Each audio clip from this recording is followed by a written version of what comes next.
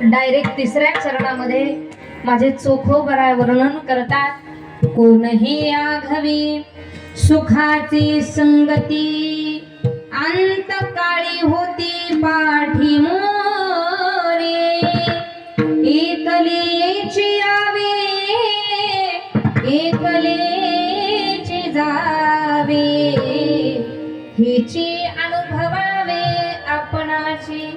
सुखात सगळे तुमच्या सोबत राहतील, पण तुमचा अंतकाळ येईल ना महाराज. अंतकाळाला मात्र अंती होती पाठमोरे. पण माणसाचे गणित सुद्धा इतके हल्ली उलटे झाले. जोपर्यंत वाळके मामा आपल्याला चांगलं खाता पिता येतंय तोपर्यंत आपल्याला कोणी भेटायला येणार नाही, कोणी फोनही करणार नाही. पण ज्यावेळी आपण आजारी पडतो, दवाखान्यामध्ये जातो, सगळ्यांना कळतं बा आजारी आहे, डॉक्टर म्हणतात फक्त वरण भात खायचं. मग त्यावेळी आपले माणसं डबा घेऊन आपल्याला दवाखान्यात भेटायला, कुणी केळ सफरचंद आणतं, कुणी ड्रायफ्रूट आणतं, पण त्यावेळी आपल्याला खायचं नसतं.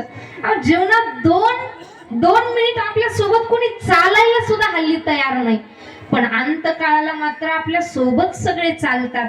प्रेमानं आतापर्यंत एखाद्याच्या हातात गुलाबाचं फुल दिलं का? हा, कोण देतं का बाबा कोणी प्रेमानं? पण ज्यावेळी आपण मरतो बाबा, एवढे मोठमोठे हार घेऊन आपल्याला शेवट भेटायला, त्यावेळी बघायला आम्ही असतो का? नसतो. शेवटी आमच्याच माणसांनी यावं आणि आम्हाला स्मशान भूमीमध्ये जाळून टाकावं. 2 ठिकाणी आमंत्रण नसलं तर तुम्ही जात जा. पहिली गोष्ट बाबा, आपल्या वैऱ्याच्या मुलीचं जरी लग्न असलं, आपल्याला आमंत्रण नसलं ना, तुम्ही तिथं जाऊन जेवण करू नका. पण त्या लेकराचा दिवस आपल्या गावातला शेवटचा आहे, तिथं आमंत्रण नसलं तरी जाण त्या लेकराच्या मस्तकावरती अक्षता टाका.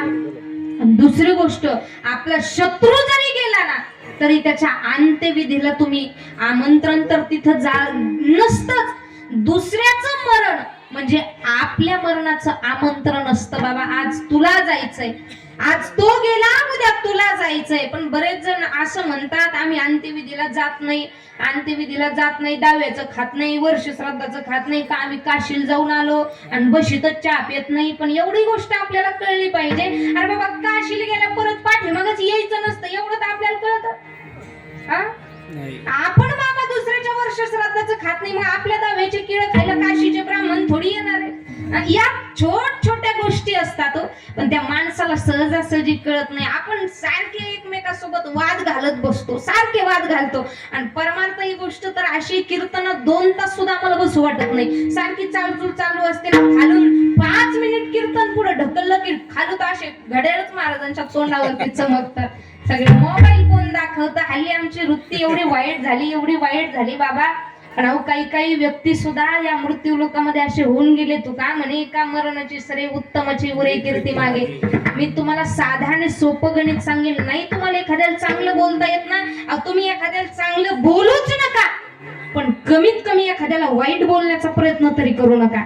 आपल्याला नाही एखाद्याचं चांगलं करता आलं तुम्ही करू नका, पण कमीत कमी आपल्या वागण्याने एखाद्याला त्रास होईल, आपल्या वागण्याने एखाद्याचं अंतःकरण दुखलं जाईल असं वाईट वागण्याचा प्रयत्न तरी तुम्ही जीवनामध्ये करू नका. नाही